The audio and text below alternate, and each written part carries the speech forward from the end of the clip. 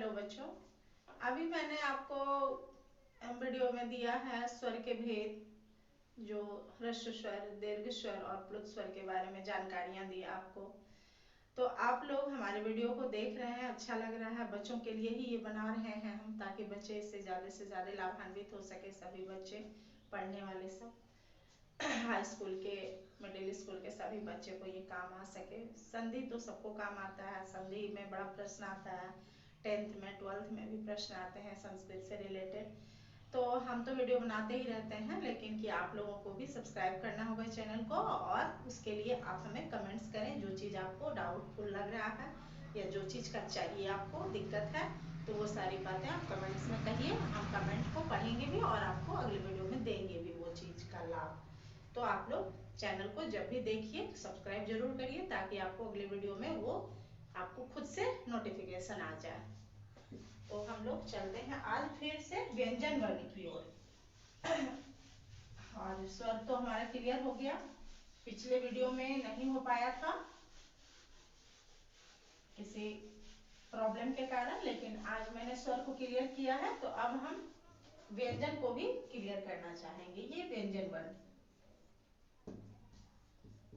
व्यंजन वर्ण हमारा ये वर्ण चैप्टर ही चल रहा है अभी। व्यंजन वर्ण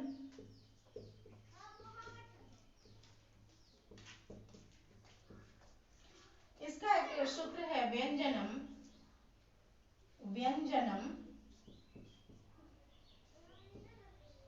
चार्धमात्रकम, चार्धमात्रकम।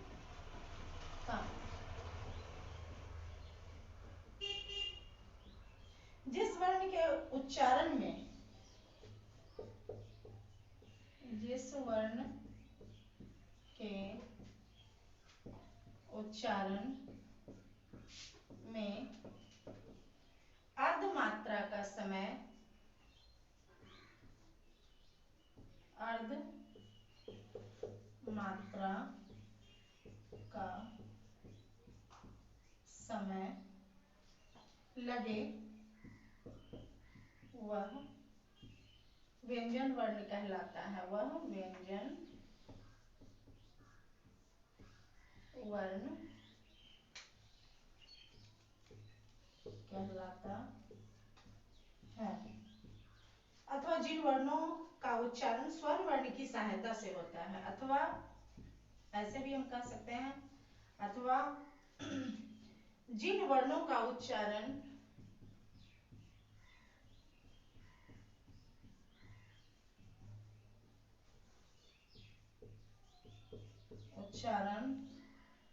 जिन वर्णों का उच्चारण स्वर वर्णों की सहायता से, स्वर वर्णों की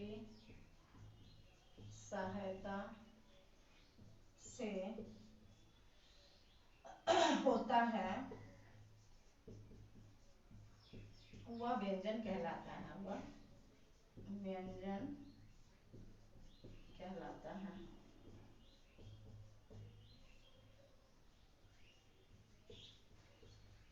जैसे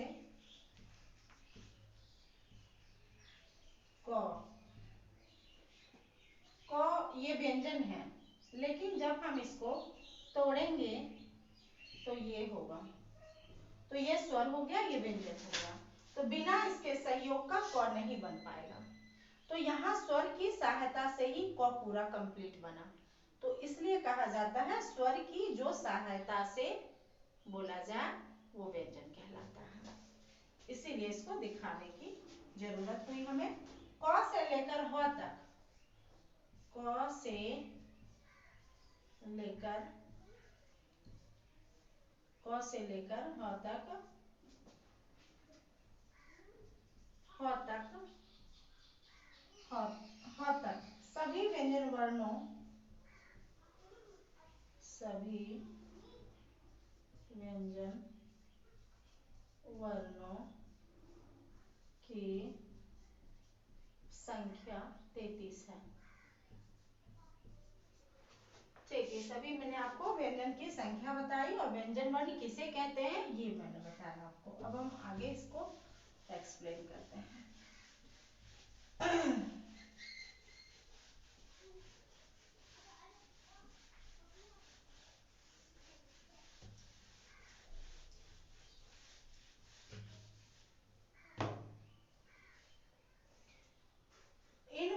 तीन भागों में व्यक्त किया गया है, इन वर्णों को तीन भागों में बांटा गया है। इसे पहला क से ह तक 33, इसका तीन भाग में बांटा गया है। इसे 33 को तीन भागों में बांटा गया है। पहला स्पर्श वर्ण और दूसरा अंतस्थ वर्ण, अंतस्थ वर्ण, और तीसरा ऊष्म व्यंजन। ये ऊष्म व्यंजन, तो यही तीन है हमारा। 33 वर्णों को तीन भागों में बांटा गया है। पहला स्पर्श वर्ण है, दूसरा अंतस्थ वर्ण है और तीसरा ऊष्म व्यंजन है। तो हम इन तीनों व्यंजन के भागों को अलग अलग तरह से आपको समझाएंगे।